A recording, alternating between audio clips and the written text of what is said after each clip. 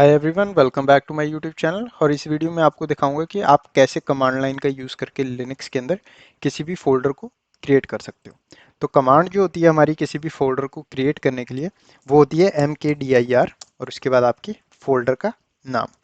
तो for example आप folder create करना चाहते हो फोल्डर 1 नाम का, तो आप क्या कर सकते हो, आप सिंपल ये कमांड दे सकते हो mkdir, उसके बाद आपका फोल्डर का नाम जो भी आप रखना चाहते हो उसका। ठीक है, तो इस तरीके से अगर आप ये कमांड रन करोगे तो आपको फोल्डर क्रिएट हो जाएगा आपकी करंट वर्किंग डायरेक्टरी में। ठीक है, तो सबसे पहले हम चेक कर लेते हैं हमारी करंट वर्किंग डायरेक्टरी क्या है। तो राइट नाउ हम डेस्कटॉप पे वर्क कर रहे हैं, तो कुछ भी मैं अगर करूँगा तो वो डेस्कटॉप पे क्रिएट हो जाएगा। ठीक है, तो इस वीडियो में हम mkdir कमांड के साथ साथ ये भी देखेंगे कि कैसे हम फोल्डर्स को रिमूव कर सकते हैं, कैसे हम फाइल्स को रिमूव कर सकते हैं, डिलीट कर सकते हैं मतलब कि, और कैसे हम मोस्ट एफिशिएंटली मतलब फास्ट तरीके से फोल्डर्स को क्रिएट कर सकते हैं with the help of mkdir command. तो सबसे पहले मैं क्या करता हूँ, मैं एक फोल्डर क्रिएट कर लेता हूँ with the help of mkdir। ठीक है, और यहाँ पे फोल्डर का नाम देते हैं फोल्डर 1, और जैसे ही मैं एंटर करूँगा तो यहाँ पे हमारा जो फोल्डर है क्रिएट हो गया। ठीक है, अब फॉर एग्जांपल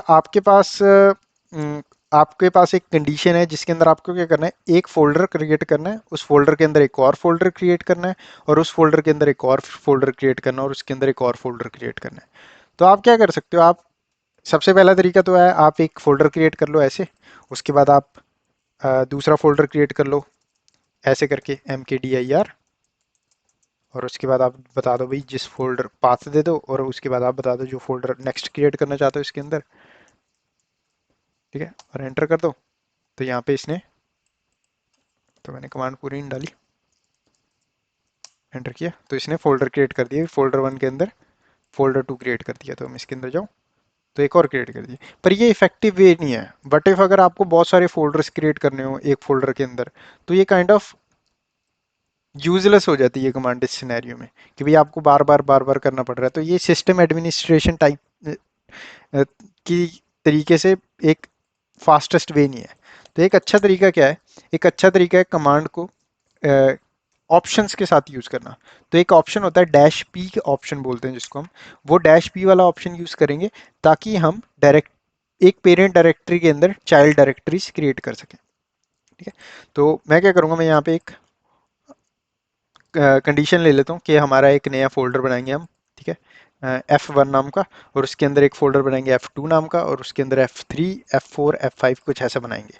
ठीक है, तो मैं एक ही कमांड से बना के दिखाऊंगा वो कैसे करते हैं। mkdir ऑप्शन यूज करूंगा मैं पी, तो ये हमारा पी ऑप्शन यूज होता है, और नाम दे देंगे फोल्डर का F1 slash F2 slash F3 slash F4 slash F5।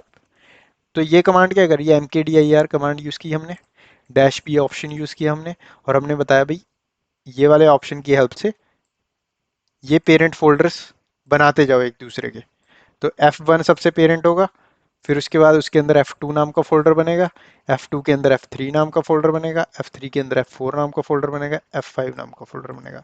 और अगर मैं यहाँ पे कर दूँ एंटर, तो without any errors command run होगी, और इसी तरीके से आपकी जो है फोल्डर्स क्रिएट हो चुके होंगे। तो अगर मैं F1 में जाऊँ तो F2 मिल जाएगा आपको, F3 मिल जाएगा आपको, F4, F5, तो जैसे कि आप यहाँ पे देख सकते हो। तो ये हमने किया। तो with the help of mkdir आप ये चीज़ कर सकते हो।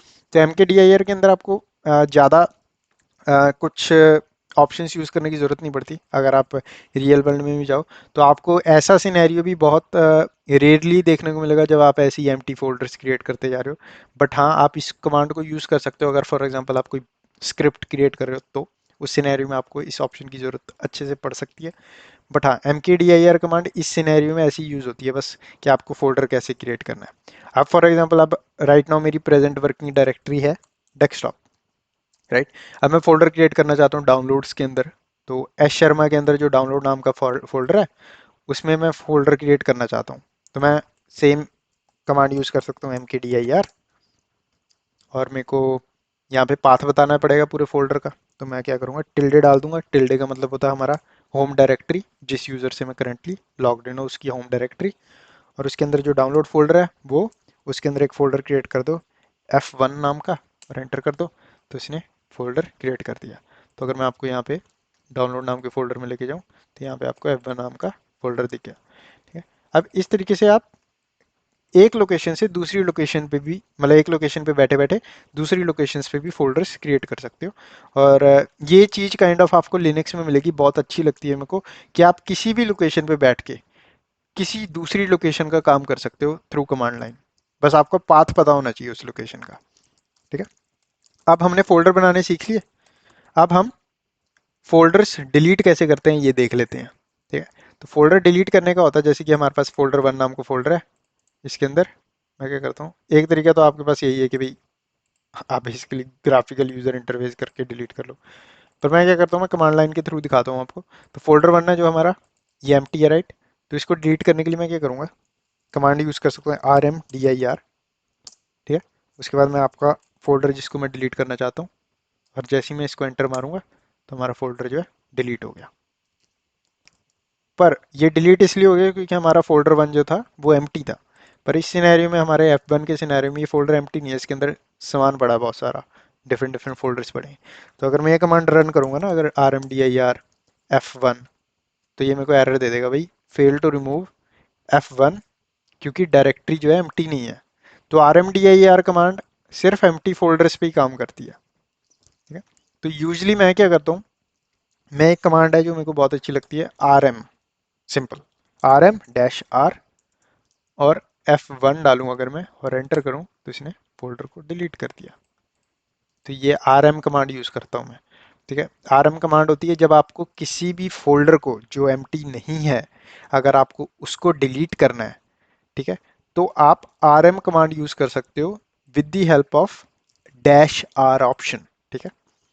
तो इस तरीके से आप किसी भरे हुए फोल्डर को डिलीट कर सकते हो। एम्प्टी फोल्डर के लिए तो आप सिंपल ये कमांड यूज कर सकते हो।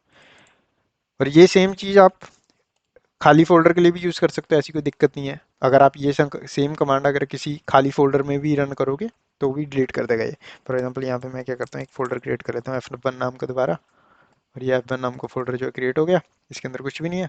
और अगर मैं इसके ऊपर RM-R F1 डालूंगा, एंटर करूंगा, तो इसने एम्प्टी फोल्डर भी डिलीट कर दिया। तो इस तरीके से आप फोल्डर्स को डिलीट कर सकते हो। अब फाइल्स को कैसे डिलीट करना है, तो मैंने ऑलरेडी आपको बता दिया भी, फाइल को क्रिएट करते हैं हम टच कमांड से, मैंने पिछली वीडियोस में बनाया बताया हुआ है। तो यहाँ पे मैं एक फाइल क्रिएट कर ली मैंने, फॉर एग्जांपल टच से एक फाइल क्रिएट कर ली, file1.txt।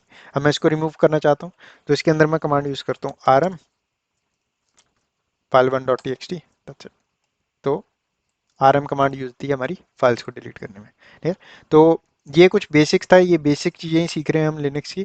और अब ऐसे नहीं समझने की जरूरत है इसमें कि भी बेसिक है तो मेरे को सीखने की जरूरत नहीं है, नहीं। फंडामेंटल्स लिनक्स के बहुत इंपॉर्टेंट है।